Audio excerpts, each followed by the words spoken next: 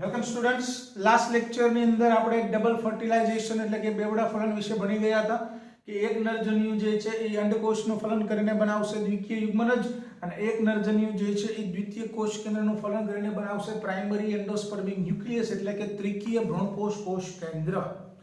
બરોબર, એટલે બે રચનાઓનું ફલન થતું હતું માટે આપણે બોલતા ડબલ ફર્ટિલાઇઝેશન એટલે કે બેવડું ફલન. ત્યાર પછી આપણે વાત કરી હતી કે આજના લેક્ચરની અંદર આપણે ભણવાનું છે દ્વિકીય યુગ્મનજમાંથી ભ્રૂણ વિકાસ કેવી રીતે થાય અને ત્રિકીય ભ્રૂણપોષ કોષ કેન્દ્રમાંથી ભ્રૂણપોષ વિકાસ કેવી રીતે થશે. અને મેં તમને પણ કીધું હતું પહેલા ભ્રૂણપોષ વિકાસ થશે અને ભ્રૂણપોષ વિકાસ પૂર્ણ થઈ ગયા બાદ ભ્રૂણ વિકાસની ઘટના જે છે એ થશે. એ પહેલા ત્રણ શબ્દ આજ આપણે ભણવાના છે. આજે તો શરૂઆત કરીએ કે પરાગનલિકા જે છે, પરાગનલિકાનો અંડકમાં પ્રવેશ અથવા તો ભ્રૂણપૂટમાં પ્રવેશ. તો સામાન્ય રીતે પરાગનલિકા જે છે, બરાબર છે, એ અંડછિદ્રમાં થઈને ભ્રૂણપૂટની અંદર દાખલ થાય છે. પણ ત્રણ આકૃતિ તમારે સમજવાની છે. ત્રણ ભાગ આપણે પાડ્યા છે. માની લો કે અંડક છે,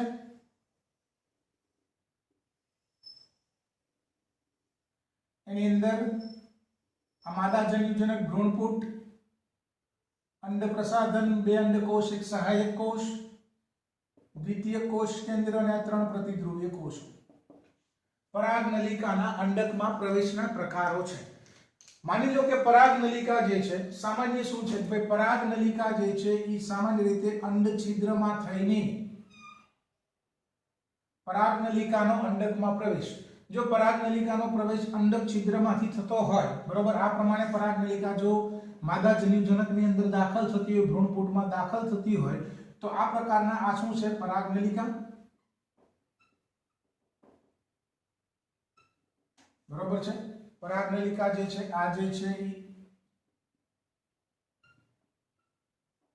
અંડછિદ્ર, આ જે છે આપણે બોલશું નાભી અથવા તો અંડતલ વાળો ભાગ, આ ભાગ જે છે નાભી અથવા તો અંડતલ, અને આ જશે અંડક આવરણો.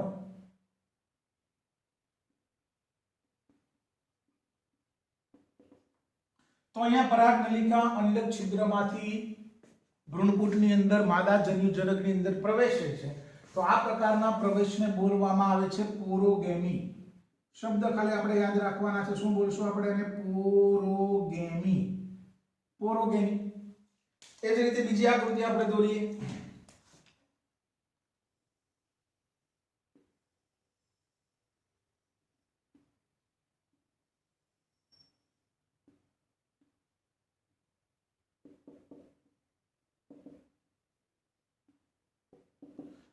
જો પરાગનલિકાનો પ્રવેશ અંડતલમાંથી થતો હોય, નાભી અથવા તો આ રીતે પરાગનલિકા પ્રવેશતી હોય,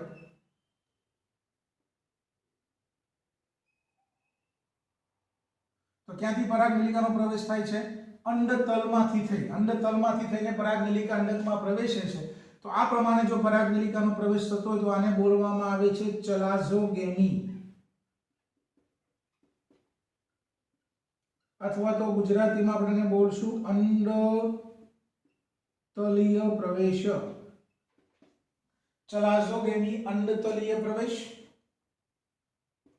અને છેલ્લું ખાલી આપણે ત્રણ શબ્દ યાદ રાખવાના છે. અને ત્રીજું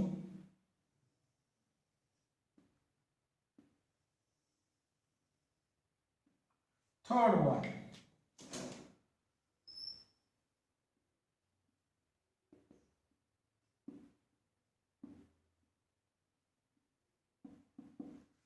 જો પરાગનલિકાનો પ્રવેશ આ રીતે અંડક આવરણોમાંથી થતો હોય અથવા તો આમ,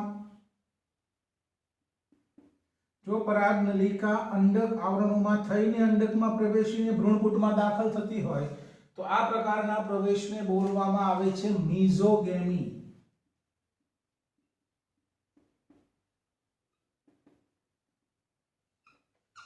તો ત્રણ શબ્દ તમારે યાદ રાખવાના છે, આઉટ ઓફ એનસીઈઆરટી ના છે. પોરોગેમી, ચલાઝોગેમી અને મીઝોગેમી.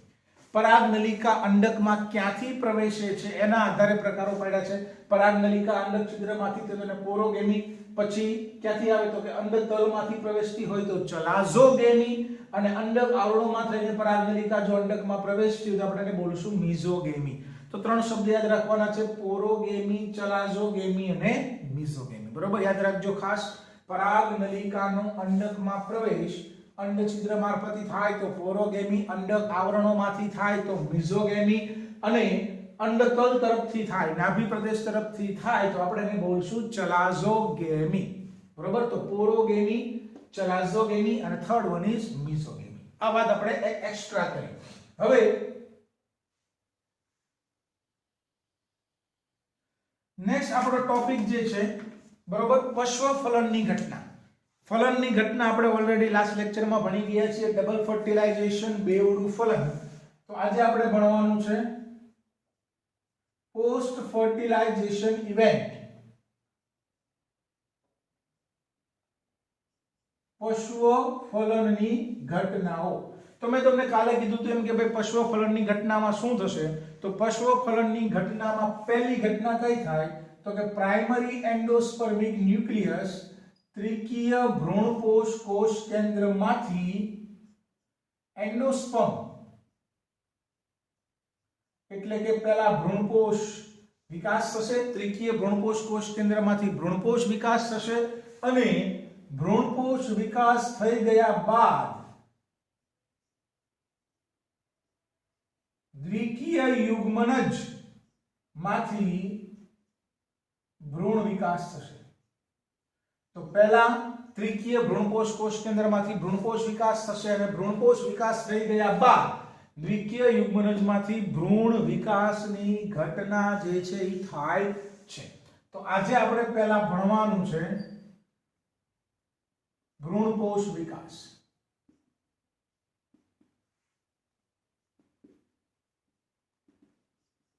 અને ભ્રૂણપોષ વિકાસ થઈ ગયા પછી ભ્રૂણ વિકાસની ઘટના પણ આપણે ભણીશું.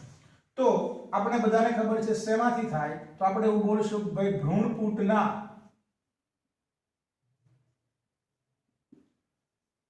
મધ્ય વિસ્તારમાં ગોઠવાયેલ ભ્રૂણપૂટના મધ્ય વિસ્તારમાં ગોઠવાયેલ ત્રિકીય ભ્રૂણપોષ કોષ કેન્દ્ર, ભ્રૂણપૂટના મધ્ય વિસ્તારમાં ગોઠવાયેલ પ્રાઇમરી એન્ડોસ્પર્મિક ન્યુક્લિયસ કે જેની પ્લોઇડી છે 3n, આ ત્રિકીય ભ્રૂણપોષ કોષ કેન્દ્રમાંથી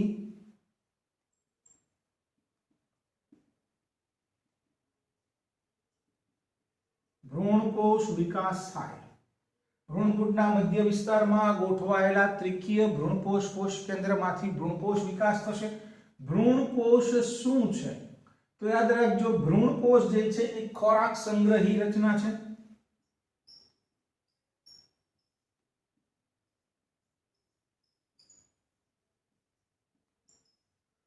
ભ્રૂણકોષ ખોરાક સંગ્રહી રચના છે. પહેલા ભ્રૂણકોષ વિકાસ થાય અને પછી ભ્રૂણ વિકાસ થશે. શું કામ આવું? તો કે જ્યારે ભ્રૂણ વિકાસ થતો હોય ત્યારે વિકસતા ભ્રૂણને પોષણ પૂરું પાડવાનું કાર્ય ભ્રૂણકોષનું છે. તો પહેલા ભ્રૂણકોષ વિકાસ થશે. ભ્રૂણકોષ ખોરાક સંગ્રહી રચના છે અને આ ખોરાક સંગ્રહી રચના ક્યાં ક્યાં મદદ કરે? તો પહેલું, વિકસતા ભ્રૂણને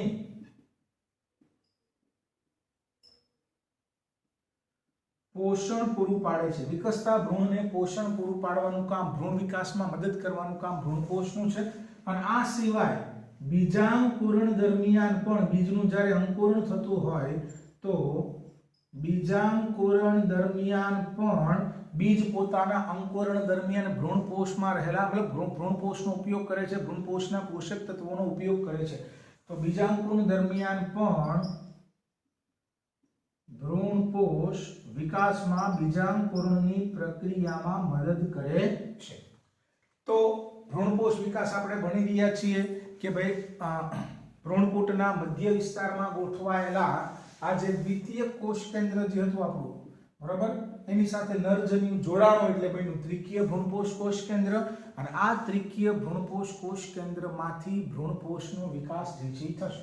ભ્રૂણપોષ એટલે ખોરાક સંગ્રહી રચના, અને મોટા ભાગે યાદ રાખવાનું છે સ્ટાર્ચ સ્વરૂપે ખોરાક સંગ્રહ થયેલો હોય.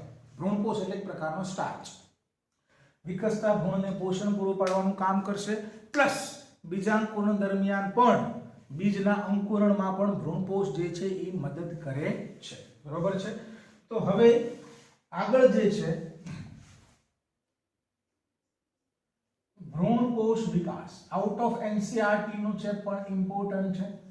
હવે ત્રણ પ્રકારે ભ્રૂણકોષ વિકાસ થાય છે, અથવા તો ભ્રૂણકોષના ત્રણ પ્રકાર છે. કેટલા પ્રકાર છે? 3 ટાઈપ્સ ઓફ એન્ડોસ્પર્મ. ભ્રૂણકોષના ત્રણ પ્રકાર છે. કોષ કેન્દ્રીય,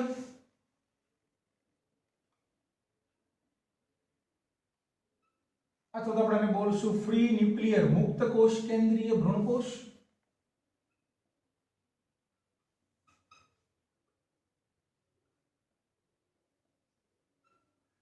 બીજો જે છે એ છે કોષીય સેલ્યુલર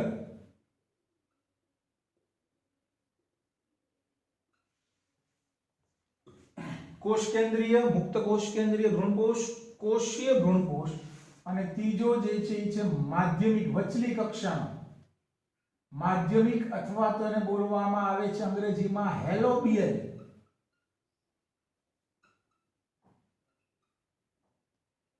હેલોબિયલ ભ્રૂણકોષ.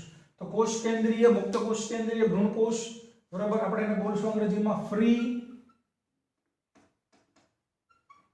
એટલે મુક્ત, ન્યુક્લિયર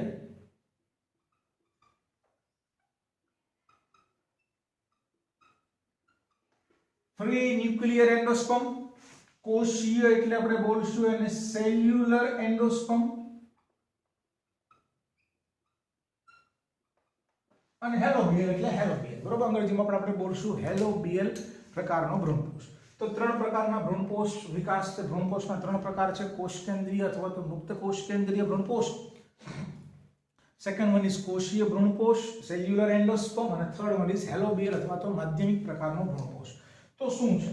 ત્રણે ત્રણ આપણે વન બાય વન સમજીએ. અહીંયા જે આકૃતિ દોરું છું પહેલા કોષ કેન્દ્રીય ભ્રૂણકોષની, ત્યાર પછી આપણે અહીંયા બીજો વિકાસ સમજશું જે છે કોષીય ભ્રૂણકોષ, અને લાસ્ટ વનમાં આપણે અહીંયા સમજશું હેલોબિયલ પ્રકારનો ભ્રૂણકોષ. હવે કોઈ પણ પ્રકારનો ભ્રૂણકોષ હોય, ભ્રૂણકોષનો વિકાસ હંમેશા શેમાંથી થાય? તો ત્રણે ત્રણ આપણે કોમન આકૃતિ દોરી નાખીએ.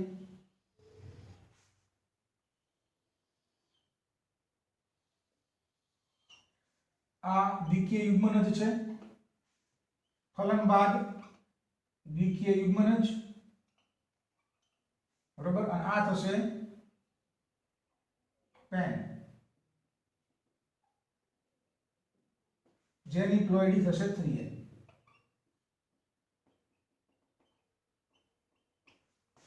એ જ રીતે અહીંયા પણ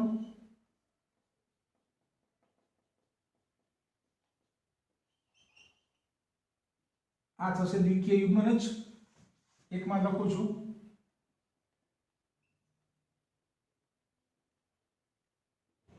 આ કયો છેડો છે? અંડછિદ્ર તરફનો છેડો. આ છેડો થશે નાભી અથવા તો અંડતલ તરફનો છેડો. તો ત્રણે ત્રણ પ્રકારના ભ્રૂણકોષનો વિકાસ શેમાંથી થાય? તો કે ત્રણે ત્રણ પ્રકારના ભ્રૂણકોષનો વિકાસ જે છે પ્રાઇમરી એન્ડોસ્પર્મિક ન્યુક્લિયસ એટલે કે ત્રિકીય ભ્રૂણકોષ કોષ કેન્દ્રમાંથી થશે. પણ ડિફરન્સ શું છે? તો કે એના વિકાસની પ્રક્રિયાની અંદર તફાવત છે. પહેલા આપણે ભણીએ કોષ કેન્દ્રીય ભ્રૂણકોષ. તો શું થશે? તો કોષ કેન્દ્રીય અથવા તો મુક્ત કોષ કેન્દ્રીય ભ્રૂણકોષની અંદર ખાસ યાદ રાખજો, સૌપ્રથમ આ જે ત્રિકીય ભ્રૂણકોષ કોષ કેન્દ્ર જે છે એના કોષ કેન્દ્રનું, કોનું? ત્રિકીય ભ્રૂણકોષ કોષ કેન્દ્ર જે છે એના કોષ કેન્દ્રનું વારંવાર સંભાજન પ્રકારે વિભાજન થશે, મતલબ મુક્ત કોષ કેન્દ્રીય વિભાજન થશે. શોર્ટમાં લખું છું, પેનના ત્રિકીય ભ્રૂણકોષ કોષ કેન્દ્રના કોષ કેન્દ્રનું મુક્ત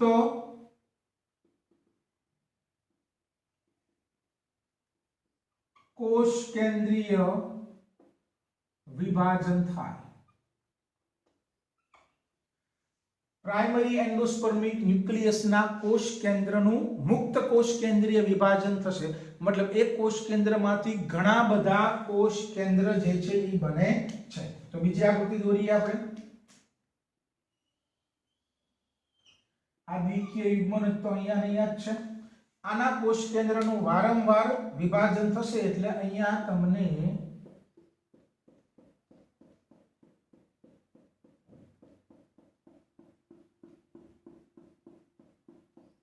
ઘણા બધા કોષ કેન્દ્ર મળશે, કારણ કે આના કોષ કેન્દ્રનું વારંવાર વિભાજન થયું. તો આજે ભ્રૂણકોષ જે છે, આજે તમને દેખાય છે, આપણે બોલશું કોષ કેન્દ્રીય અથવા તો મુક્ત કોષ કેન્દ્રીય વિભાજન, મુક્ત કોષ કેન્દ્રીય ભ્રૂણકોષ. તો આજે ભ્રૂણકોષ જે છે એને આપણે બોલશું મુક્ત કોષ કેન્દ્રીય ભ્રૂણકોષ અથવા તો કોષ કેન્દ્રીય ભ્રૂણકોષ. બરોબર. હજી માત્ર કોષ કેન્દ્ર વિભાજન થયું છે એટલે ખાલી કોષ કેન્દ્ર જ છે. અને એક્ઝામ્પલ યાદ રાખવાનું, આનું એક્ઝામ્પલ ખાસ મહત્વનું છે કે કાચા નાળિયેરમાં રહેલું પાણી, તરોપું જેને આપણે કહીએ, કાચા નાળિયેરમાં રહેલું પાણી, તરોપામાં જે પાણી જે છે એ શું છે? મુક્ત કોષ કેન્દ્રીય ભ્રૂણકોષ છે. ખાસ યાદ રાખજો, અપરિપક્વ નાળિયેર, કાચું નાળિયેર કે તરોપામાં રહેલું પાણી મુક્ત કોષ કેન્દ્રીય ભ્રૂણકોષ છે. હવે શું થશે તો કે ધીમે ધીમે આ કોષ કેન્દ્ર જે છે એ પરિઘ વિસ્તારમાં ગોઠવાય, એટલે કે પરિઘ વિસ્તારથી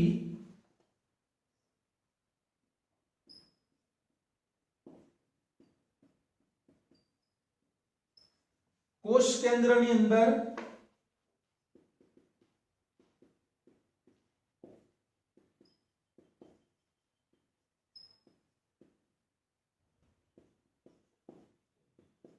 કોષરસ વિભાજનની શરૂઆત થાય. જો યાદ રાખજો, પહેલા કોષ કેન્દ્ર વિભાજન થઈ ગયું અને પછી કોષરસ વિભાજન થશે. પહેલા આના કોષ કેન્દ્રમાંથી વિભાજન થઈને ઘણા બધા કોષ કેન્દ્ર વિભાજન થઈ જાય, કોષરસ વિભાજન ન થાય. ઘણા બધા કોષ કેન્દ્ર બની જાય તો આપણે બોલશું કોષ કેન્દ્રીય ભ્રૂણકોષ. કાચા નાળિયેરમાં રહેલું પાણી મુક્ત કોષ કેન્દ્રીય ભ્રૂણકોષ છે. હવે ધીમે ધીમે શું થશે તો કે ફરતે પરિઘ વિસ્તાર તરફથી કોષ કેન્દ્રની અંદર કોષ કેન્દ્રને પોતાનો કોષરસ મળવા મળશે, મતલબ કોષરસ વિભાજનની શરૂઆત થશે. આ કોષ કેન્દ્ર છે, આને પોતાનો કોષરસ મળશે એટલે શેમાં ફેરવાઈ જશે? આને પોતાનો કોષરસ મળી ગયો એટલે કોષ કેન્દ્રમાંથી શું બની જશે? કોષ બની જશે. બરોબર. એટલે ધીમે ધીમે પરિઘ વિસ્તારથી કોષરસ વિભાજનની શરૂઆત થાય એટલે પરિઘ વિસ્તારની અંદર જે કોષ કેન્દ્ર હતા એ ધીમે ધીમે શેમાં ફેરવવા મળશે? કોષમાં કન્વર્ટ થશે.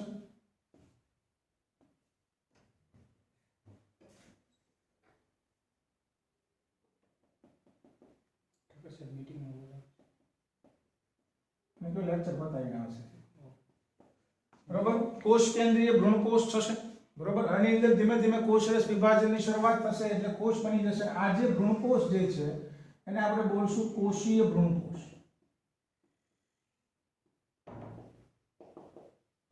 તો પહેલા કોષ કેન્દ્ર વિભાજન થયું, પછી કોષરસ વિભાજન થયું અને જે ભ્રૂણકોષ બનશે આપણે બોલશું કોષીય ભ્રૂણકોષ. આનું એક્ઝામ્પલ શું છે તો કે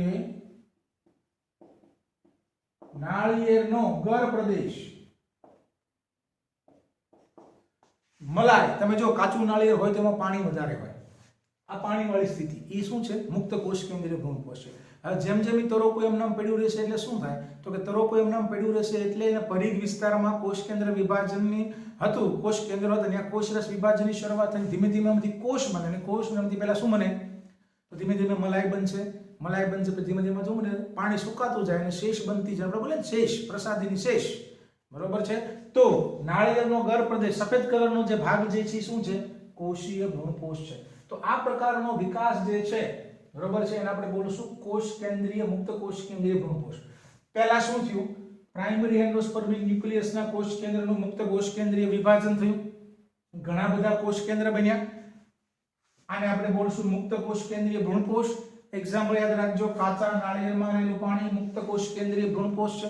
હવે પરિઘ વિસ્તારથી કોષરસ વિભાજનની શરૂઆત થાય, કોષરસ વિભાજનની શરૂઆત એટલે ધીમે ધીમે કોષ કેન્દ્રમાંથી કોષ બને અને કોષ બનશે તો કોષો પરિઘ વિસ્તારમાં ગોઠવાતા જશે એટલે અહીંયા શું બનશે કોષીય ભ્રૂણકોષ બનશે અને એનું એક્ઝામ્પલ છે નાળિયેરનો ગર પ્રદેશ, નાળિયેરની મલાઈ અથવા તો શેષ, એ શું છે કોષીય ભ્રૂણકોષનું ઉદાહરણ છે. તો અહીંયા પહેલા શું થયું યાદ રાખજો, પહેલા કોષ કેન્દ્ર વિભાજન અને પછી કોષરસ વિભાજન. કોષ કેન્દ્ર વિભાજન, ઘણા બધા કોષ કેન્દ્ર બની ગયા અને પછી એની અંદર કોષરસ વિભાજનની શરૂઆત થઈ. તો આજે છે મુક્ત કોષ કેન્દ્ર ભ્રૂણકોષ. બીજો જે કોષીય ભ્રૂણકોષ, શું તફાવત છે જોજો. તો અહીંયા પણ કોષીય ભ્રૂણકોષમાં શું થશે તો કે અહીંયા પણ પ્રાઇમરી એન્ડોસ્પર્મિક ન્યુક્લિયસની અંદર વિભાજન થાય, પણ અહીંયા ખાસ યાદ રાખવાનું છે કોષ કેન્દ્ર વિભાજનની સાથોસાથ કોષરસ વિભાજન થાય. અહીંયા પહેલા કોષ કેન્દ્ર વિભાજન થઈ ગયું પછી કોઈક સાથે કોષરસ વિભાજન થયું, એમને અહીંયા સેમ ટુ સેમ જ થશે. આનું કોષ કેન્દ્રનું વિભાજન થશે, તરત જ કોષરસ વિભાજન થશે. બરોબર, ખાસ સમજવા જેવું છે. પ્રાઇમરી એન્ડોસ્પર્મિક ન્યુક્લિયસનું વિભાજન કોષરસ વિભાજનને અનુસરીને જ થાય. એ લખું છું પ્રાઇમરી એન્ડોસ્પર્મિક ન્યુક્લિયસના કોષ કેન્દ્રનું વિભાજન કોષરસ વિભાજનને અનુસરીને જ થાય છે. પ્રાઇમરી એન્ડોસ્પર્મિક ન્યુક્લિયસના કોષ કેન્દ્રનું વિભાજન કોષરસ વિભાજનને અનુસરીને જ થાય. એટલે કહેવાનો મતલબ છે અહીંયા પહેલેથી જ તમને કોષ કેન્દ્ર નહીં જોવા મળે, કોષ જ જોવા મળશે. તો આ ભ્રૂણકોષને આપણે બોલશું કોષીય ભ્રૂણકોષ. સમજાય છે? બરોબર છે. કોષ પ્રાઇમરી એન્ડોસ્પર્મિક ન્યુક્લિયસના કોષ કેન્દ્રનું દરેક વિભાજન કોષરસ વિભાજનને અનુસરીને જ થાય. એટલે આપણે એને બોલશું અહીંયા શરૂઆતથી જ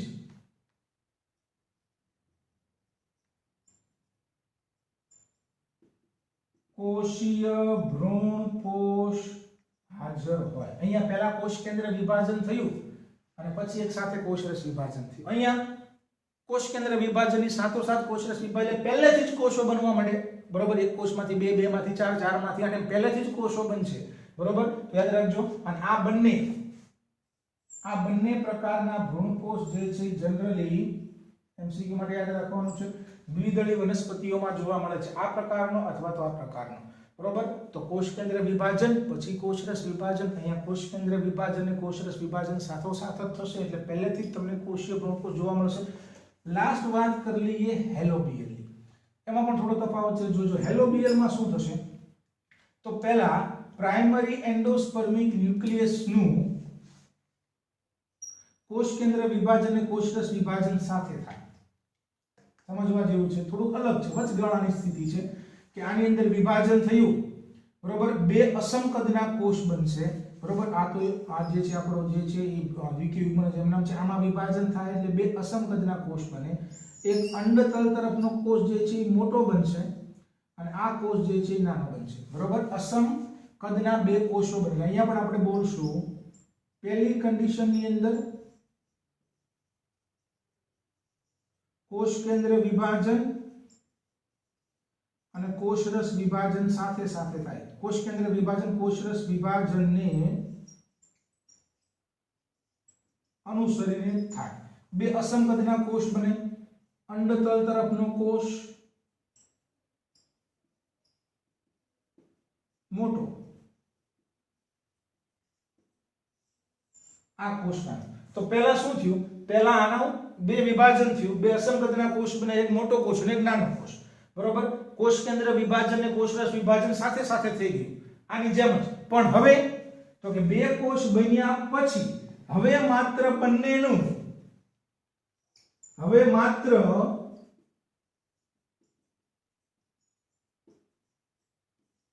થોડા સમય સુધી માત્ર કોષ કેન્દ્ર વિભાજન જ થશે.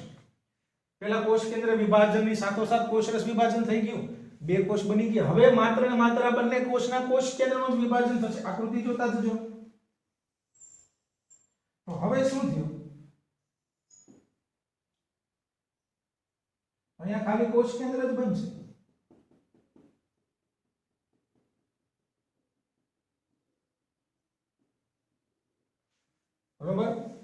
પછી કોષરસ વિભાજન થાય,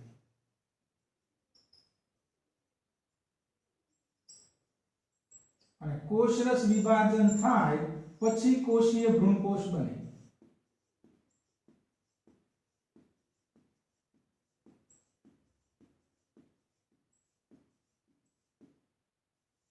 સમજાય છે? તો આ વચગાળાની સ્થિતિ છે જે આપણે બોલશું હેલોપિયલ પ્રકારનો ભ્રૂણકોષ વિકાસ. અને આ પ્રકારનો ભ્રૂણકોષ વિકાસ જનરલી એકદળી વનસ્પતિઓમાં જોવા મળે છે. તો ત્રણ પ્રકારના ભ્રૂણકોષ વિકાસની વાત કરીએ, જે આઉટ ઓફ એનસીઈઆરટી નું છે. કોષ કેન્દ્રીય, કોષીય, માધ્યમિક. હેલોપિયલ યાદ રાખવાનું છે. નાળિયેરનું પાણી મુક્ત કોષ કેન્દ્રીય વિભાજન છે. નાળિયેરનો ગર્ભ પ્રદેશ કોષીય ભ્રૂણકોષ. પહેલામાં શું થયું? આનું પહેલા એક સાથે ઘણા બધા કોષ કેન્દ્ર બન્યા, પછી કોષરસ વિભાજન થયું, પહેલી કન્ડિશન. બીજી કન્ડિશનમાં કોષ કેન્દ્ર વિભાજન અને કોષરસ વિભાજન સાથે સાથે થયેલા, પહેલેથી જ કોષીય ભ્રૂણકોષ બને. ત્રીજી કન્ડિશનમાં શું થયું? ત્રીજી કન્ડિશનમાં બંને કન્ડિશન છે કે પહેલા આનું કોષ કેન્દ્ર વિભાજનની સાથોસાથ કોષરસ વિભાજન થયું, બે અસમકદના કોષ બની ગયા. તો પહેલી કન્ડિશન આના જેવી થઈ કે કોષ કેન્દ્ર વિભાજનની સાથોસાથ કોષરસ વિભાજન થયું, પણ બે કોષ બન્યા પછી, તો બે કોષ બન્યા પછી શું થયું? તો કે હવે એમાંથી કોષ બનવાની જગ્યાએ બંનેના કોષ કેન્દ્રનું માત્ર કોષ કેન્દ્ર વિભાજન થયું, એટલે ઘણા બધા કોષ કેન્દ્ર બની ગયા.